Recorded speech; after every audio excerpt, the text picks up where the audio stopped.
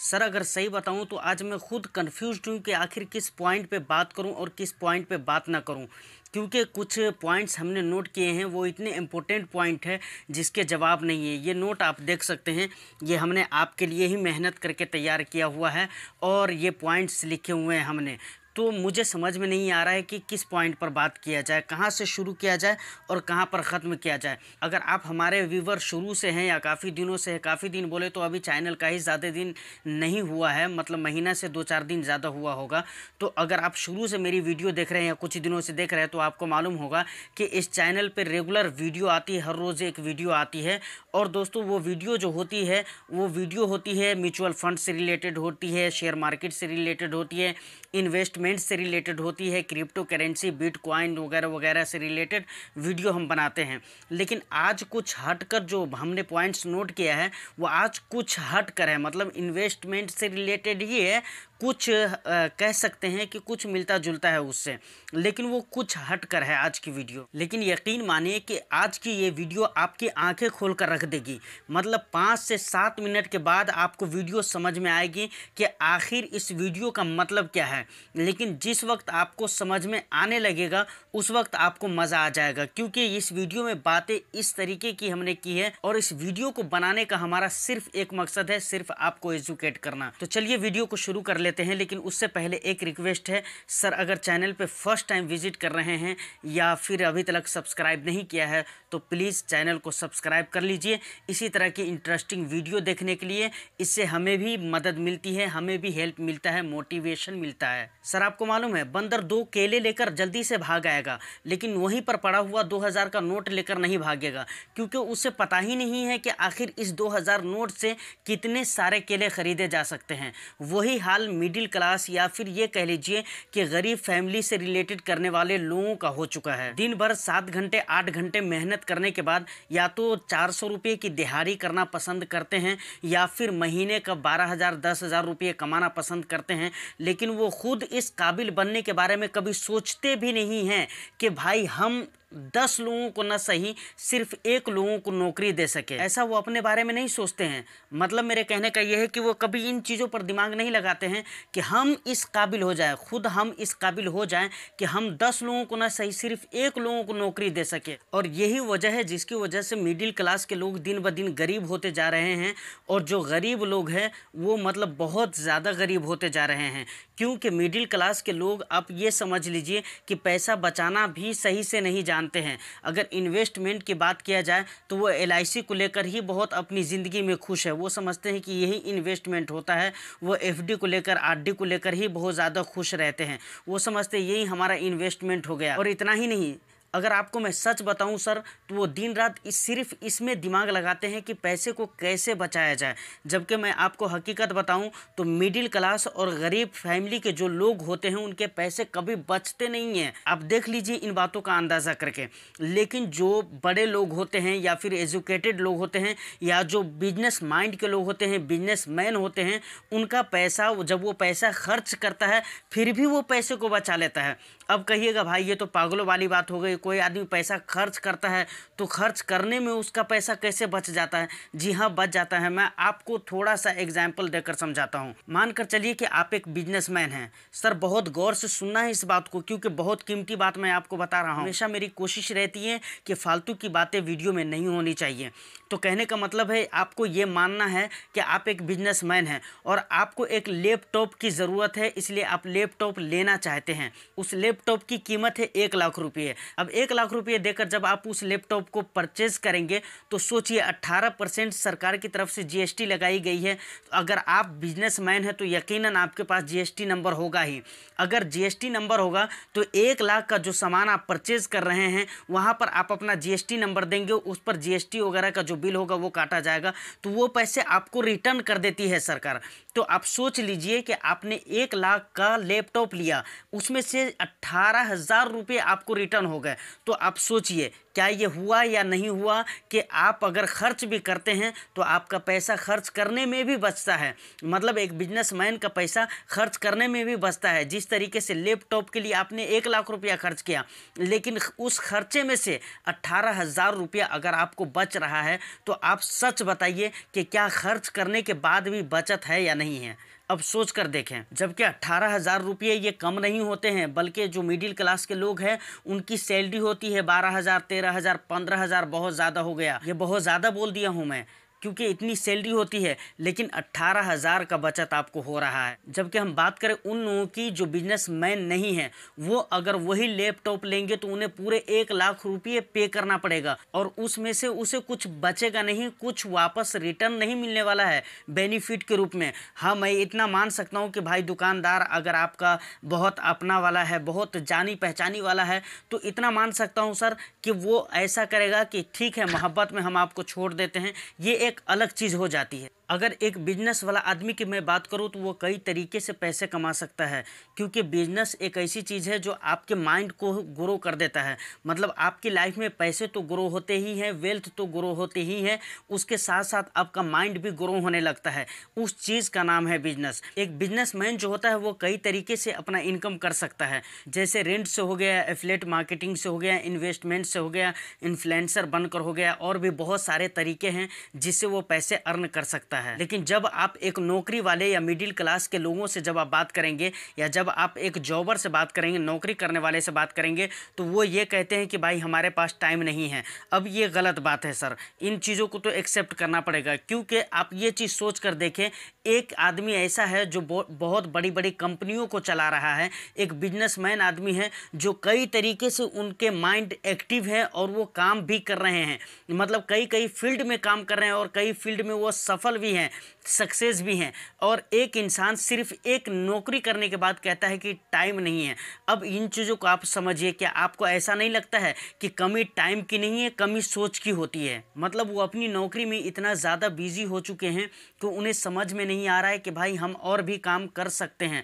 देखिए सर, मैं ये चीज़ नहीं कह रहा हूँ कि काम को आप छोड़ दीजिए, या जॉब कर रहे हैं तो जॉब को छोड़ दीजिए, नहीं, आप अपने काम को करते करते आप बहुत सारे कामों को कर सकते हैं।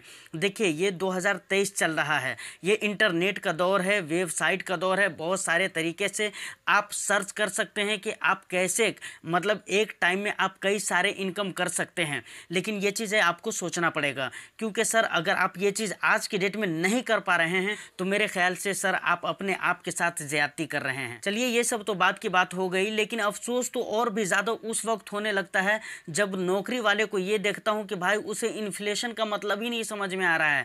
मतलब उनको लगता है कि इन्फ्लेशन से हमारे साथ कुछ लेना देना नहीं है, लेकिन एक्चुअल में इन्फ्लेशन का असर उन्हीं लोगों पे होता है। मतलब नौकरी वालों पे होता है, मिडिल क्लास के लोगों पर होता है, गरीबों पर होता है। इन्फ्लेशन क्या होता है? इन्फ्लेशन का मतलब होता है महंगाई। आज के डेट में अब देखें तो महंगाई किस रेशियो के साथ, मतलब किस तेज़ी के साथ ऊपर की तरफ जा रहा है।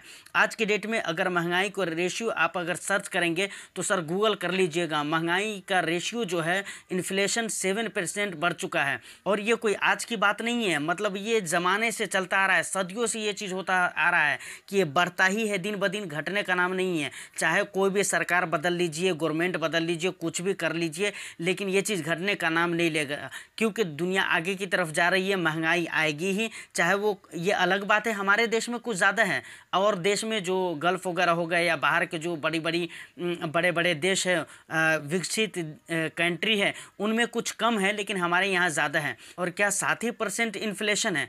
जी नहीं, 7% नहीं है, बल्कि इसे आप मेडिसिन के लाइन से देखना चाहेंगे, मेडिसिन के अकॉर्डिंग देखेंगे तो ये इन्फ्लेशन रेट आपको पता चलेगा कि 14% है। और अगर फ्यूल और पेट्रोलियम के अकॉर्डिंग अगर आप देखेंगे तो 57% है। अब आप जोड़ लीजिए कि आप इन्वेस्टमेंट, एक जॉबर की अगर मैं बात करूं तो भाई वो क्या इन्वेस्ट करते हैं, उनकी सैलरी क्या होती है और उनका इन्वेस्टमेंट क्या होता है, वो तो बस LIC, RD और FD को लेकर ही खुश रहते, वो सोचते बहुत ज़्यादा पैसा पैसा हो गया। लेकिन क्या पैसा हो गया, एफडी आरडी जो आपने किया है वहाँ पर कितने % का आपको रिटर्न मिलने वाला है, ये तो देख लीजिए 7% का, और 7% का इन्फ्लेशन है। मतलब ये है कि कुछ भी रिटर्न आपको नहीं मिला, आपका पैसा तो एक तरह से कोढ़ी हो गया, मतलब वो अपनी वैल्यू को गंवा दिया है। अगर मेडिसिन के अकॉर्डिंग, जैसे कि मैंने कहा, इन्फ्लेशन रेट आज के डेट में 14% है। मतलब जो मेडिसिन 1 लाख रुपये का जितना हो पाएगा, अगले साल उतना ही मेडिसिन 1,14,000 का हो पाएगा। और ये चीज़ मैंने इससे पहली वाली वीडियो में भी बताया था, उस वीडियो का लिंक भी आपको डिस्क्रिप्शन में मिल जाएगा, आप उस वीडियो को भी हो सके तो वॉच कर लीजिए। बहुत सारी बातें उस वीडियो से इस वीडियो में मैच हो रही है। सर तो देखिए, अभी तक जो वीडियो में बातें हो रही थी वो कॉन्सेप्ट की बातें हो रही थी, मैं आपका एक माइंड सेट बनाने की कोशिश कर रहा था। अब मेन मुद्दे की बात करते हैं। आपको मुझे लगता है कि समझ में आ गई होगी बात, लेकिन अगर अभी तक आपको नहीं समझ में आया है तो अब ओपनली बात करते हैं। देखिए, मेरे कहने का मतलब है कि अगर आप मिडिल क्लास में हैं तो देखिए, कोई भी व्यक्ति जब पैदा होता है तो वो धन और दौलत लेकर पैदा नहीं होता है, बल्कि उसे बनाना पड़ता है। बहुत ऐसे कम लोग होते हैं जिन्हें ख़ानदानी दौलत मिल जाती है। तो कहने का मतलब ये है कि आप जॉब में हैं और आज इंटरनेट का दौर है। अगर आज की डेट में आप कई सारे तरीके से इस सोर्स ऑफ इनकम जनरेट करके नहीं रखा हुआ है तो समझिए आपकी नाकामयाबी है। सॉरी सर, इसके लिए माफ़ी। अगर उस जगह पे मैं भी रख कर देखूँ, अगर मेरे पास भी नहीं है तो मैं भी ऐसा बिल्कुल गलत कर रहा हूँ। लेकिन जबकि हकीकत में बताऊँ तो मैं बहुत बड़ी बात नहीं कर रहा हूँ, छोटा मोटा अपना बिजनेस है और कुछ थोड़ा मोड़ा और भी 1-2 सोर्स ऑफ इनकम है। ऐसी कोई बात नहीं है, छोटा छोटा ही सोर्स है, लेकिन है ज़रूर। उसके बाद सर मैं ये कहना चाह रहा हूँ कि इन्वेस्टमेंट में सिर्फ आपको LIC में और RD FD वगैरह में इन्वेस्टमेंट करके सिर्फ खुश नहीं हो जाना चाहिए, बल्कि आपको नॉलेज लेकर, चाहे नॉलेज लेना पड़े, सीखना पड़े तो सीखिए, वीडियो देखनी पड़े वीडियो देखिए, बुक रीड करने पड़ी तो बुक को रीड कीजिए और आप आगे की तरफ आइए, इन्वेस्टमेंट करिए। आप सोचिए FD RD में जहाँ 6% 7% का आपको रिटर्न्स मिल रहे हैं, जबकि मैंने कहा है वीडियो में कि 7% का इन्फ्लेशन रेट चल रहा है, तो सोचिए सर, आपके पैसे तो वैल्यू गंवा रहे हैं, आप अपने पैसे को तो कोड़े बना रहे हैं ना, कोई फ़ायदा नहीं हो रहा है ऐसे इन्वेस्टमेंट करके। उसके बाद सर मेरे कहने का मतलब ये है कि हमेशा आप कोशिश कीजिए कि आप अपना सेटअप तैयार करें, क्योंकि जब आप अपना सेटअप तैयार करेंगे ना तो मुझे मालूम है 1 साल तो आपको ऐसा लगेगा कि जैसे आप बिल्कुल निकम्मे हो चुके हैं। मतलब ऐसा महसूस होगा, लोग आपको इतना बेइज्जत करेंगे, इतना जलील, इतना रुसवा करेंगे ना कि मतलब आप अपने आप को भी गाली दे सकते हैं। मतलब ऐसा लगेगा कि भाई हम कर क्या रहे हैं, हम तो बिल्कुल निकम्मे हैं ज़िंदगी में। लेकिन यकीन मानिए कि 1 साल के बाद आप ऐसे हो जाएंगे ना जिसका कोई जवाब नहीं होगा। और लोग जब एक भीड़ से उठकर आप चलने लगेंगे तो लोग सोचेंगे कि सर जा कहाँ रहे हैं। लेकिन पहले साल जब आप स्टार्टअप शुरू करेंगे तो यकीन मानिए कोई किसी को देखता नहीं है, उसी तरीके से आपको भी कोई नहीं जानता पहचानता है, कोई वैल्यू नहीं करने वाला है, कोई देखने वाला है, किसी को पता भी नहीं चलेगा कब आप आए और कब आप चले गए। लेकिन याद रखिए 1 से 2 साल 4 साल के बाद जब आप भीड़ से उठेंगे तो 10 लोग पूछेंगे कि सर जा कहाँ रहे हैं। तो हमेशा कोशिश करें कि आप अपना एक स्टार्टअप तैयार करें। और उसके बाद जो हमारा मेन मोटिव था इस वीडियो में बताने का वो ये था कि आप प्रेजेंट में जो भी वर्क कर रहे हो, प्राइवेट नौकरी कर रहे हो, सरकारी नौकरी कर रहे हो, नौकरी करने के साथ साथ आप बहुत सारे काम कर सकते हैं बैंक से लोन लेकर। मैंने शुरू में ही कहा था कि एक बंदर क्या करता है कि वो केले 2 लेकर आ सकता है, लेकिन 2000 का नोट लेकर नहीं आ सकता है, क्योंकि उसे मालूम ही नहीं है कि वो 2000 के नोट से कितने सारे केले खरीद सकता है। यही हाल हो चुका है आज मिडिल क्लास के लोगों का। आप सोच कर देखिए, लोन का उपयोग ज़्यादातर लोग करते हैं आज के डेट में, क्योंकि ये आम बात हो गई है। अभी कंपनी भी बहुत सारी खुल गई है, अगर आपको मालूम नहीं है तो नेट पे सर्च कर लीजिए। LNT हो गया, RBL बैंक वगैरह, ये सारे बैंक ने अब लोन देना शुरू कर दिया है आम पब्लिकों को, है ना। बहुत सारे बैंक है, बंधन है और क्या क्या है, आप खैर देख लीजिएगा, मालूम कर लीजिएगा अपने इलाके में, या अभी इंडिया में बहुत ज़्यादा चल भी रहा है। तो मतलब लोन का उपयोग करते हैं किन चीज़ों के लिए? अपने शौक़ को, अपने फैसिलिटी को पूरा करने के लिए करते हैं। लेकिन अगर मैं आपको सफल बिजनेसमैन की बात बताऊं तो वो लोन का यूज़ करते हैं अपने बिजनेस को ग्रो करने के लिए, पैसे से पैसे बनाने के लिए इस्तेमाल करते हैं। लेकिन हम क्या करते हैं, हमारे को क्या करता है बैंक वाला, क्रेडिट कार्ड थमा दिया। अब उस क्रेडिट कार्ड पे हम 40,000 मतलब कह दिया कि भाई 40,000 का शॉपिंग हम कर सकते हैं, इस कार्ड की लिमिटेशन है 1 लाख रुपए की शॉपिंग आप कर सकते हैं। मतलब 1 लाख रुपए की शॉपिंग हम कर लिए, महीना दिन 1.5 महीना के बाद बिल आया तो भाई 1 लाख रुपये का बिल आ गया। मतलब अब हम सोच कर ही टेंशन में आ जाते हैं कि भाई अब क्या होने वाला है। मतलब सोच कर देखें अब क्या हुआ। बैंक वाला क्या करता है बड़ी चालाकी के साथ, मतलब एक और क्रेडिट कार्ड आपको दे दिया और वो ये कहकर देगा कि आप अपने पहले वाले क्रेडिट कार्ड का बिल इस नए वाले क्रेडिट कार्ड से पे कर सकते हैं। मतलब उसको आप पे करते रहिए और फिर उससे उसको पे कीजिए, उससे उसको पे कीजिए। इसी में ज़िंदगी समाप्त हो जाती है और पता भी नहीं चल पाता है। और एक बात मैं बहुत ही सोचने समझने के बाद बोल रहा हूँ कि आप हमेशा ये कोशिश कीजिए कि लेवरेज इनकम करें। अब लेवरेज इनकम होता क्या है, अगर मैं डिटेल्स करूँगा तो वीडियो और भी ज़्यादा लंबी हो जाएगी, इसलिए मैं डिटेल्स में नहीं जाऊँगा। इस वीडियो के डिस्क्रिप्शन में लिंक आपको मिल जाएगा कि लेवरेज इनकम और लीनियर इनकम होता क्या है। उसके ऊपर मैंने ऑलरेडी वीडियो बना कर रखी हुई है, लिंक आपको डिस्क्रिप्शन में मिल जाएगा।